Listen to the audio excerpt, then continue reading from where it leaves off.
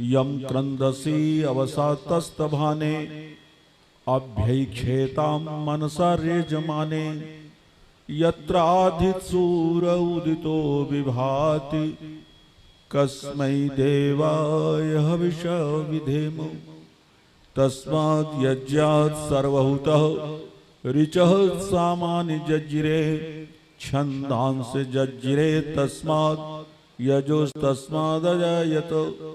ओम शांति शांति शांति। आर्य समाज मथुरा के इस पावन वेद मंदिर में आर्य सम्मेलन के द्वितीय दिवस मंच पर विराजमान पूज्यपाद स्वामी सच्चिदानंद जी महाराज, अन्य सभी सन्यासी वृंद, माताएं बहनें, हमारे इस कार्यक्रम का संचालन कर रहे आचार्य विपिन बिहारी जी, प्रधान डॉक्टर सत्यमित्र जी और सभी उपस्थित सज्जन महानुभाव, माताओं बहनों तथा प्यारे बच्चों, आज वेद सम्मेलन है और वेद और आर्य समाज का वेदों के साथ क्या संबंध है, आर्य समाज वेदों को किस दृष्टि से देखता है और वह दृष्टि ही क्यों सही है, इस पर हम विचार रखेंगे। मैं संस्कृत साहित्य का विद्यार्थी हूं, अध्यापन कार्य किया है बहुत लंबे समय तक, ग्रेजुएशन और पोस्ट ग्रेजुएट छात्रों को। मैं आपको दर्शन की भाषा में कहूं तो वेद का और आर्य समाज के साथ वेद का संबंध जो है, यदि न्याय दर्शन की भाषा में कहा जाए तो समवाय संबंध है। यह कठिन शब्द है समवाय कारण, लेकिन मैं इसको समझा देता हूं। समवाय कारण उसको कहते हैं, उदाहरण से ज्यादा अच्छा आप समझेंगे, जैसे पट है, पट माने वस्त्र, इस वस्त्र का समवायी कारण क्या है तो कहते हैं तंतु। तंतु के बिना पट नहीं बन सकता। पट का जो रूप है वो तंतु पर निर्भर करता। तो आर्य समाज का आधार ही वेद है और ये बात ऋषि दयानंद ने कही है, क्योंकि आर्य समाज की स्थापना ऋषि दयानंद ने की। यह साधारण वाक्य नहीं है जो आर्य समाज का तीसरा नियम है, वो साधारण वाक्य न समझिएगा। वेद सब सत्य विद्याओं का पुस्तक है। अगली बात तो दूसरी है कि वेद का पढ़ना पढ़ाना और सुनना सुनाना सब आर्यों का परम धर्म है, लेकिन सबसे महत्वपूर्ण जो वाक्य है आर्य समाज के इस तीसरे नियम में कि वेद सब सत्य विद्याओं का पुस्तक है।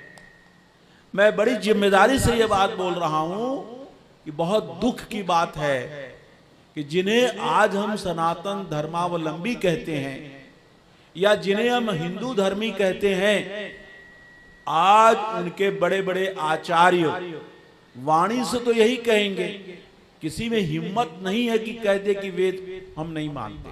कम से कम हिंदू तो नहीं कहेगा, सनातन धर्मी कहने वाला व्यक्ति नहीं कहेगा। जितने सनातन धर्म के पीठ हैं, रामानुज के, शंकराचार्य के, मध्वाचार्य, वल्लभाचार्य, निम्बारकाचार्य, ये बड़े बड़े 5 आचार्य हैं, इनके बड़े बड़े पीठ हैं, इन पे बड़े बड़े पीठाधीश्वर हैं। इनमें किसी की हिम्मत नहीं है कि कह दें कि वेद हमारे धर्म ग्रंथ नहीं है या वेद की मान्यता हम नहीं मानते। लेकिन वाणी से कहते हैं, व्यवहार में वेद की कोई 5% भी व्यवहार में हिंदू समाज के बड़े बड़े आचार्य वेदों को महत्व नहीं देते। वाणी से बहुत कुछ कहते हैं, वाणी से इतना ज्यादा कहते हैं कि आप कल्पना नहीं कर सकते। पिछले दिनों हमको एक ज्योतिषी ने कहा, पौराणिक ज्योतिषी था, उसने कहा शास्त्री जी आर्य समाज तो मूर्ति पूजा का विरोध करता है और शंकराचार्य जी महाराज, आदि गुरु शंकराचार्य, वो तो मूर्ति पूजा का समर्थन करते हैं। और स्वामी दयानंद जी महाराज ने स्वामी शंकराचार्य जी का बड़ा अच्छे शब्दों में स्मरण किया सत्यार्थ प्रकाश के अंदर। तो आप इसको किस रूप में देखते हैं? तो मैंने उनको कहा, और मुझे बात उनकी इतनी, प्रश्न उनका अच्छा लगा कि फिर मैंने इस पर पॉडकास्ट किया। 1.25 घंटे का मैंने एक मेरा व्याख्यान है, जो कृतेश पटेल, जो आर्य समाज के धर्म सम्राट नामक चैनल चलता है, उस पर उन्होंने जारी किया कि ऋषि दयानंद और स्वामी शंकराचार्य। 1.25 घंटे का मेरा व्याख्यान है। और ये बहुत गलत धारणा है आम जनता के अंदर कि शंकराचार्य जी महाराज मूर्ति पूजा का समर्थन करते हैं। बिल्कुल गलत है। शंकराचार्य जी भी वे वेद में मूर्ति पूजा नहीं मानते। आदि गुरु शंकराचार्य भी परमात्मा को साकार नहीं मानते। लेकिन ये आज जो पीठ पर बैठे हुए लोग हैं, ये बात कहते नहीं है। मैंने उनको बतलाया कि शंकराचार्य जी ने क्या कहा है। शंकराचार्य जी का एक ग्रंथ बड़ा प्रसिद्ध है, ब्रह्मसूत्र भाष्य, और ग्रंथों पर भी है। लेकिन ब्रह्मसूत्र जो वेदांत दर्शन का भाष्य है, पूरी दुनिया में एक आदमी भी नहीं है जो कह दे कि ये शंकराचार्य का लिखा हुआ नहीं है।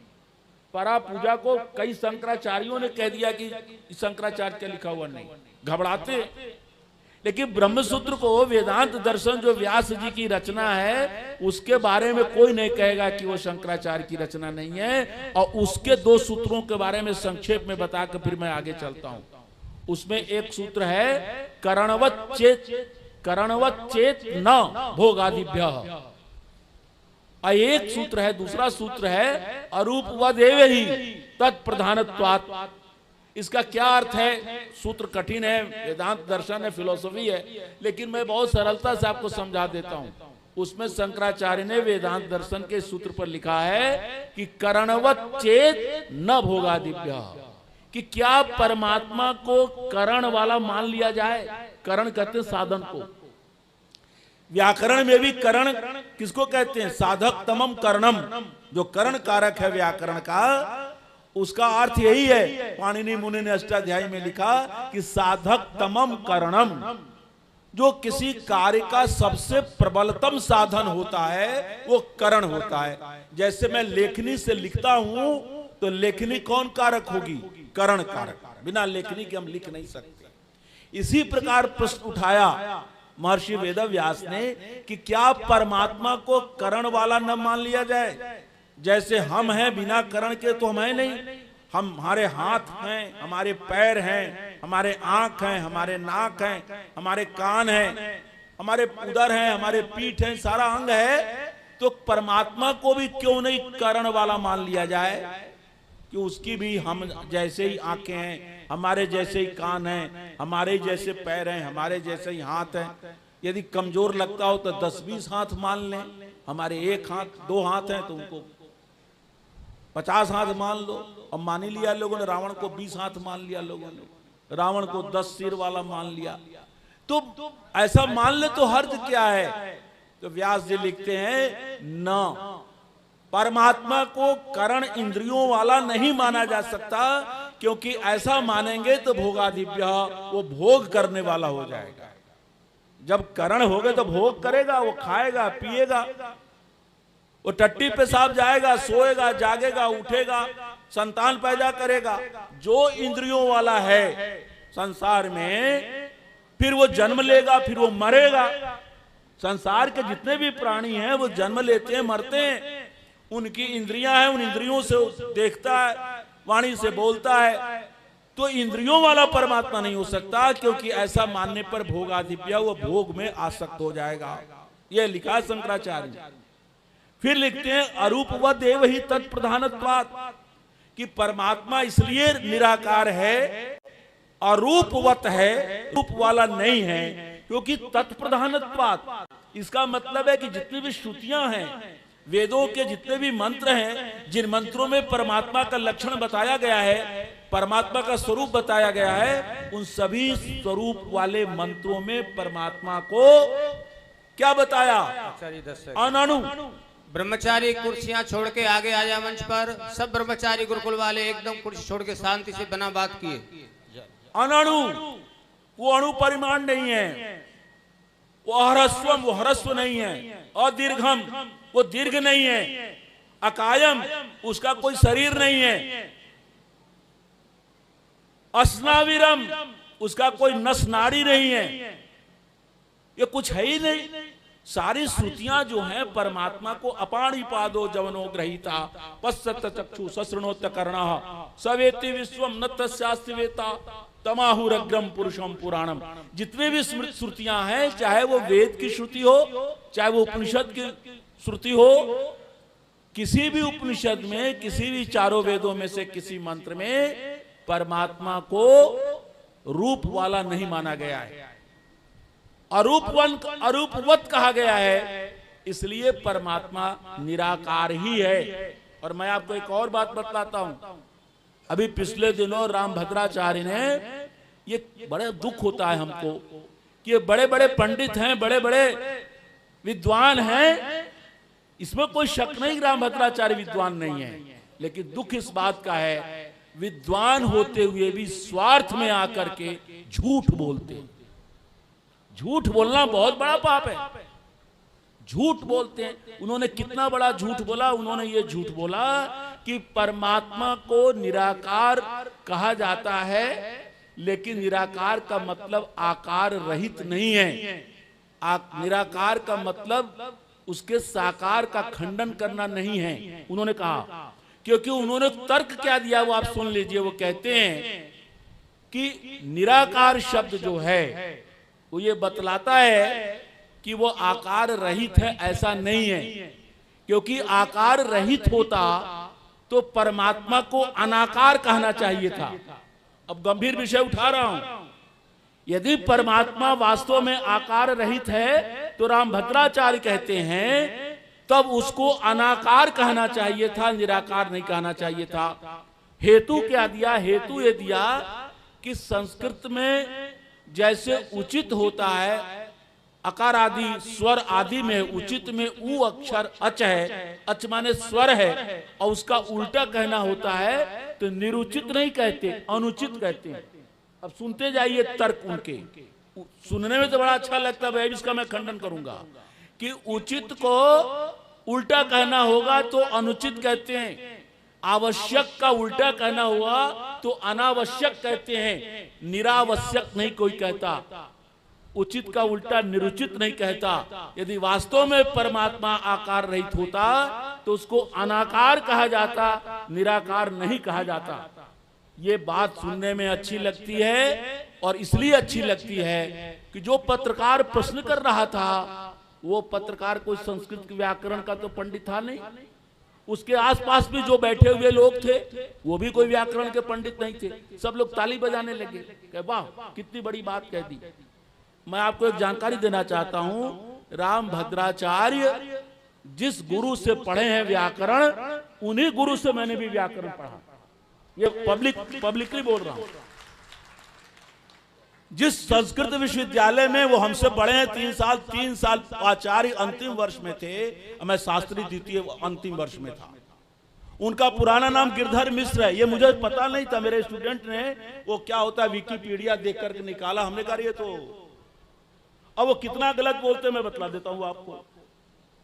ये बताइए कि आधार का उल्टा निराधार होता है कि नहीं? आधार रहित को निराधार बोलते हैं कि नहीं? बोलते हैं ना। आश्रय के उल्टा निराश्रय बोलते हैं कि नहीं? आहार का उल्टा निराहार होता है कि नहीं? आहार का उल्टा निराधार है, आधार का उल्टा निराधार है, आश्रय का उल्टा निराश्रय है, आलम्ब का उल्टा निरालंब है, आत्म का उल्टा नैरात्म है। तो ये कैसे कह सकते हो कि निरुपसर्ग आजादी शब्द में नहीं आता प्रारंभ में? ये बहुत गलत बात बोलते। और फिर जो निरुपसर्ग है, वो निरुपसर्ग के बारे में पढ़िए स्वामी दयानंद का अव्ययार्थ, या स्वामी दयानंद से चिढ़ है तो न पढ़िए, अव्यय के ग्रंथ पढ़िए। उसमें लिखा है कि निरुपसर्ग के 2 अर्थ होते हैं। एक अर्थ होता है निश्चय और दूसरा अर्थ होता है निषेध। तो आहार का उल्टा जो निराहार, ये निषेध अर्थ में है। आश्रय का उल्टा निराश्रय, निषेध अर्थ में कि आश्रय नहीं है। आहार का उल्टा निराहार, निषेध अर्थ में है। ऐसे ही आकार का उल्टा निराकार भी बनता है और आकार का उल्टा अनाकार भी बनता है। और मैं चैलेंज कर रहा हूं आज इस मंच से, मथुरा के पवित्र नगरी से पूरे भारत के शंकराचार्यों को चुनौती है, पूरे भारत के रामभद्राचार्यों को चुनौती है कि मुझसे शास्त्रार्थ कर लें और सिद्ध कर दें कि आदि गुरु शंकराचार्य ने कहा ईश्वर को साकार कहा है। आदि गुरु शंकराचार्य ने अनाकार भी लिखा है। ये भी बात मजे की बात, जिस अनाकार शब्द की वकालत कर रहे हैं खुद इन दो सूत्रों के भाष्य में शंकराचार्य ने लिखा है, तस्माद एवं जातीय केसु श्रुतिषु ब्रह्म अनाकार में वो अवधारितव्य। इस प्रकार के श्रुतियों के मिलने से तय है कि परमपिता परमात्मा ब्रह्म अनाकार ही है। माने जो तुम अनाकार को कहते हो वो अनाकार कहा गया है। अनाकार निराकार में कोई फर्क नहीं है। जो अनाकार है वही निराकार है, और ये सारी श्रुतियों में उसको निराकार कहा गया है। जैसे रामभद्राचार्य ने बहुत बड़ा झूठ बोला कि आर्य समाज के प्रवर्तक स्वामी दयानंद रामायण को नहीं मानते, राम को कल्पित बतलाते हैं। इतना बड़ा झूठ, तुम इतनी बड़ी गद्दी पर बैठे हो, 32 लाख रुपया लेकर कथा करने जाते हैं। अमेठी के एक पंडित ने बुलाया, उनको 32 लाख रुपया लिया। रुपया लो, 32 लोग खिला, चाहे 52 लाख लो, हमें उसमें कोई आपत्ति नहीं है, लेकिन झूठ क्यों बोलते हो? स्वामी दयानंद के ग्रंथों को कोई न पढ़े, अब बिना पढ़े कह दे तो समझ में आता है, लेकिन आप अच्छी तरह जान लीजिए ये जितने शंकराचार्य हैं, जितने रामभद्राचार्य हैं, ये जितने पंडित हैं, दयानंद के सारे ग्रंथों को पढ़ते हैं। ऐसा नहीं कि नहीं पढ़ते, सब पढ़ते हैं, लेकिन झूठ बोलते हैं। करोड़ों जनता को अंदर गफलत पैदा करते हैं झूठ बोल करके। तो भाई ऐसे झूठ को बोलते हो? स्वामी दयानंद ने 20 जगह, एक दयानंद संदेश ने रामायण पर विशेषांक निकाला था, उसमें मेरा भी लेख था। और यहाँ तो ये तो तपोभूमि है, तपोभूमि पत्रिका निकलती थी यहाँ से, ईश्वरी प्रसाद प्रेम उसके संपादक थे। पूरा शुद्ध रामायण यहाँ भी रखा हुआ है, देख लो। शुद्ध हनुमत चरितांक लिखा हुआ है, यहाँ भी देख लो। कितना लिखा है स्वामी दयानंद ने और स्वामी दयानंद के शिष्यों ने। पूरी वाल्मीकि रामायण का आदि से अंत तक ब्रह्मचारी अखिलानंद झरिया ने अनुवाद किया, उसका संशोधन युधिष्ठिर मीमांसक ने किया। रामायण का जो पश्चिमोत्तरीय संस्करण है, रामायण वाल्मीकि रामायण के प्रामाणिक 4-5 संस्करण माने जाते हैं, उसमें पश्चिमोत्तरीय संस्करण लाहौर से आर्य समाज के विद्वान पंडित भगवत दत्त जी ने उसका संपादन किया। आप इतनी झूठी बात बोलते हो कि राम को कल्पित कहते हैं रामायण। अरे हम तो इसी बात को भी चुनौती देते हैं कि मूल वाल्मीकि रामायण में राम का जो चरित्र है उसकी एक एक बात से आर्य समाज इत्तिफाक रखता है, एक एक बात से इत्तिफाक रखते हैं हम। लेकिन राम का अवतारवाद, राम के ऊपर बहुत सारी बातें बाद में प्रक्षिप्त कर दी गई हैं। और बड़ौदा संस्करण ने, बड़ौदा जो क्रिटिकल एडिशन निकाला है वाल्मीकि रामायण का, उसमें से उन्होंने हजारों श्लोकों को निकाल दिया है प्रक्षेप। तो ये लोग गलत बात का प्रचार करते हैं। जिस मंत्र में स्वामी दयानंद ने वेदों के आधार पर ये आर्य समाज का दूसरा नियम बनाया, सबसे जो तीसरा नियम है, वेद सब सत विद्याओं का पुस्तक है, और वेद ही अकेला ऐसा ग्रंथ है जो परमात्मा के वास्तविक स्वरूप को बतलाने वाले जितने भी संसार में ग्रंथ हैं, चाहे वो जंदावेस्ता हो, चाहे तौरेत हो, या जबूर हो, या इंजील हो, या कुरान हो, या बाइबिल हो, या अभिधम पिटक हो, सुत्त पिटक हो, विनय पिटक हो, भागवत हो, महाभारत हो, पुराण हो, स्मृतियां हो, जितने भी ग्रंथ संसार में धार्मिक संप्रदायों के ग्रंथ हैं, उन सब में केवल और केवल वेद ही एक अकेला ग्रंथ है जो परमात्मा के वास्तविक स्वरूप को बतलाता है। वेद का प्रसिद्ध मंत्र है, सब प्रयगात शुक्रम अकायम अव्रणम अस्नाविरम शुद्धम अपाप विद्धम कबीर मनीषी परिभू स्वयंभू याथा तत्तो अर्थान व्यदधाथा स्वतिभ्य समाभ्य। शंकराचार्य ने वेदों का भाष्य नहीं किया, लेकिन बड़ी खुशी की बात है कि यह जो मंत्र है यजुर्वेद के 40वें अध्याय का मंत्र है, और यजुर्वेद का 40वां अध्याय ही ईशोपनिषद है। इसलिए ईशोपनिषद का भाष्य करते समय स्वामी शंकराचार्य ने लिखा है कि जब परमात्मा को अकायम कह दिया, अकायम माने वो काया रहित है, तो फिर अस्नाविरम क्यों कहा? भाई जब अकायम कह दिया तो शरीर ही नहीं है, तो स्नायु भी नहीं है, नसनाड़ी भी नहीं है, अव्रणम क्यों कहा? घाव कहां से होगा? जब शरीर ही नहीं तो व्रण नहीं होगा, घाव नहीं होगा, कोई छिद्र नहीं होगा। ये क्यों कहा? तो शंकराचार्य कहते हैं कि अकायम के साथ अव्रणम का लिखना, अस्नाविरम का लिखना, ये बतलाता है कि परमात्मा का स्थूल शरीर भी नहीं है, परमात्मा का सूक्ष्म शरीर भी नहीं है, और परमात्मा का लिंग शरीर भी नहीं। ये कितनी बड़ी बात है। जो पंच ज्ञानेंद्रियां, पंच कर्मेंद्रिया और पंच प्राण, ये 15 और मन बुद्धि चित्त अहंकार, ये 15 4 19 तत्वों के मिलकर के सूक्ष्म शरीर बनता है।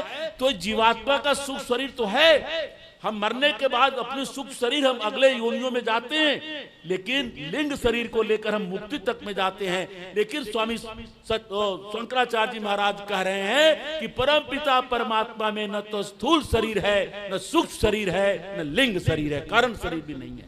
इससे बड़ी बात क्या हो सकती है?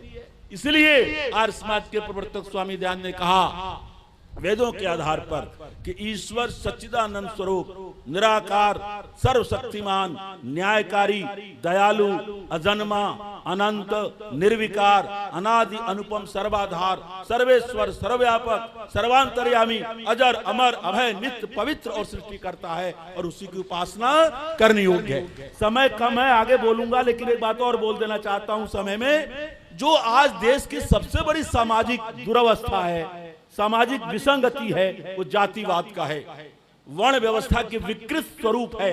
वेद वर्ण व्यवस्था पर क्या कहता है, संक्षेप में सुन लीजिए बचे हुए समय में। वेद का ये प्रसिद्ध मंत्र है, ब्राह्मणों से मुखमासीत बाहु राजन्य कृत उरु तदस यद वैश्य पद्भ्याम शूद्रो अजायत। मैं आपको बताना चाहता हूं, आप जानकर बड़े आनंदित होंगे कि इस मंत्र को सबसे पहले का मतलब